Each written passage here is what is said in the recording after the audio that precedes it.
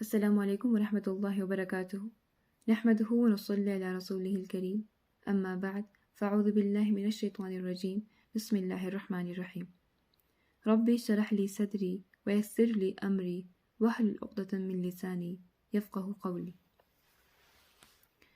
وآمنوا اور ایمان لے آؤ بما انزلت اس کتاب پر جو ہم نے نازل کیا مصدقا لما معکم کیونکہ یہ تصدیق کرتی ہے اس کی جو تمہارے پاس ہے، یعنی قرآن مجید کی بات ہو رہی ہے کہ اس پر ایمان لے آؤ کیونکہ یہ کلام اس کلام کی یعنی تورات اور انجیل کی تصدیق کرتی ہے جو تمہارے پاس ہے۔ یہودی اور عیسائی سے اللہ پاک مخاطب ہے کہ یہ کلام تو تمہارے کلام کے پروف میں تصدیق میں نازل ہوئی ہے۔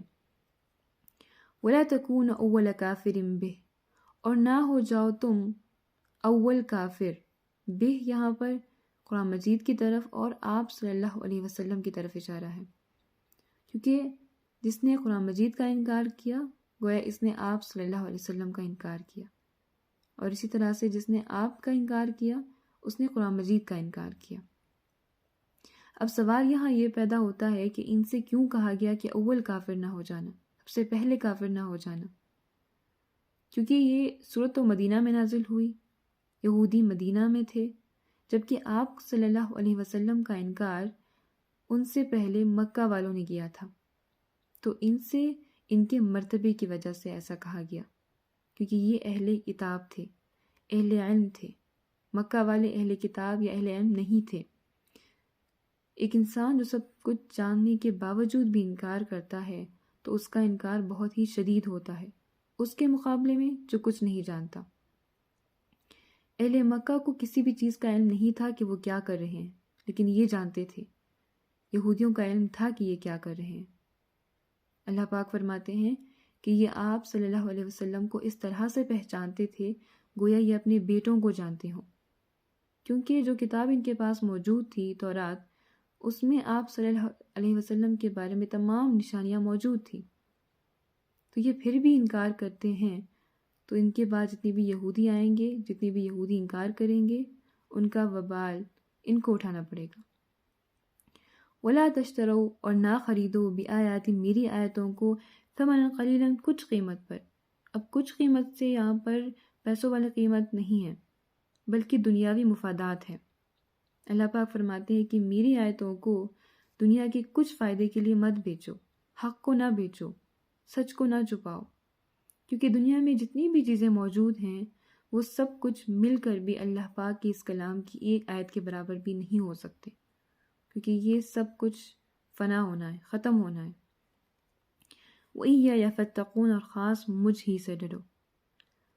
وَلَا تَلْبِسُوا الْحَقَّ اور نہ ملاؤ حق کو بالباطل باطل کے ساتھ، جھوٹ کے ساتھ، وَتَكْتُمُوا الْحَقَّ اور نہ چھپاؤ حق کو، وَأَنْتُمْ تَعْلَمُونَ اور تم خوب جانتے ہو۔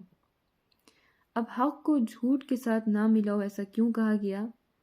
کیونکہ میں نے آپ کو کہا کہ یہ کیا تھے؟ اہل کتاب تھے، تو وہ لوگ جو اہل کتاب نہیں تھے جیسے کہ اہل مکہ، انہیں اگر کوئی مسئلہ درپیش آتا تھا دینی معاملے میں تو وہ ان سے پوچھتے تھے۔ اب یہ ان کو ایسے آنسر کرتے تھے کہ وہ کنفیوز ہو جاتے تھے، جیسے کہ کہتے کہ ہاں آپ صلی اللہ علیہ وسلم نبی ہیں لیکن ہمارے لیے نہیں ہے، وہ امیین کے لیے ہے، کیونکہ ہم تو سب کچھ جانتے ہیں، تو وہ ان کے لیے ہے جو وہ نہیں جانتے۔ تو انہوں نے کیا کیا؟ وَلَا تَلْبِسُوا الْحَقَّ، انہوں نے کیا کیا؟ حق کے ساتھ انہوں نے ملایا باطل جھوٹ کو۔ حق کیا تھا کہ آپ نبی ہیں، اور جھوٹ کہ ہمارے لیے نہیں ہے۔ وَتَكْتُمُوا الْحَقَّ اور چھپا دیا حق کو، انہوں نے حق کو چھپا لیا۔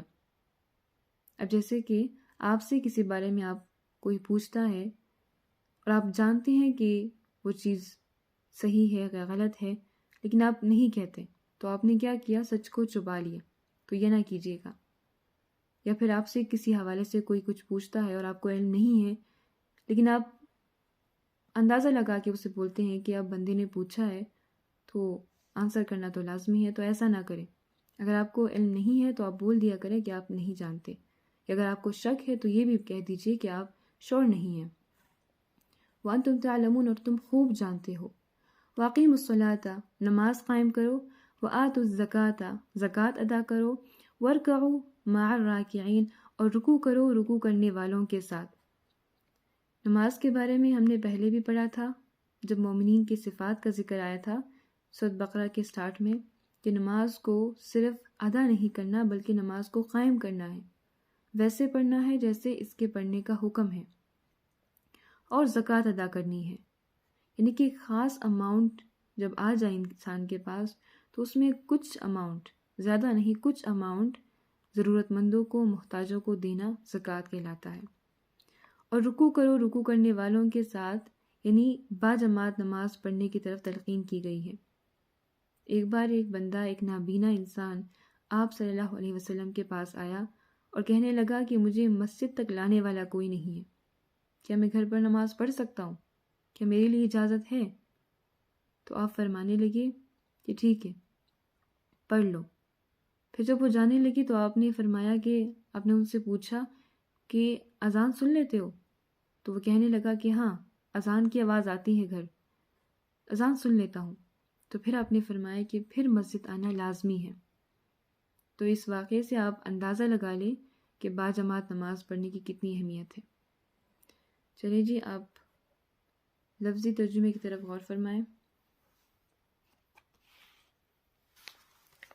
وآمنو، اور ایمان لاؤ، بیما، اس کتاب پر، انزلتو، جو میں نے نازل کی، مصدقاً، تصدیق کرتی ہے، لما معکم، اس کی جو تمہارے پاس ہے، ولا تکونو، اور نہ بنو تم ہی، دیکھیے، نہ بنو تم ہی، اول کافر، سب سے اول منکر، سب سے اول کافر، بھی، اس کے، ولا تشترو، اور نہ لو، بآیاتی، میری آیتوں کو، ثمنا قلیلا، کچھ قیمت، تھوڑی قیمت پر، وإیایا فاتقون، اور مجھ ہی سے ڈرتے رہو، ولا تلبسوا الحق، اور نہ ملاؤ حق کو، بالباطل، جھوٹ کے ساتھ، وتکتموا الحق، اور نہ چھپاؤ حق کو، وتکتموا، اور نہ چھپاؤ، حق کو، سچی بات کو، وانتم تعلمون، اور تم خوب جانتے ہو،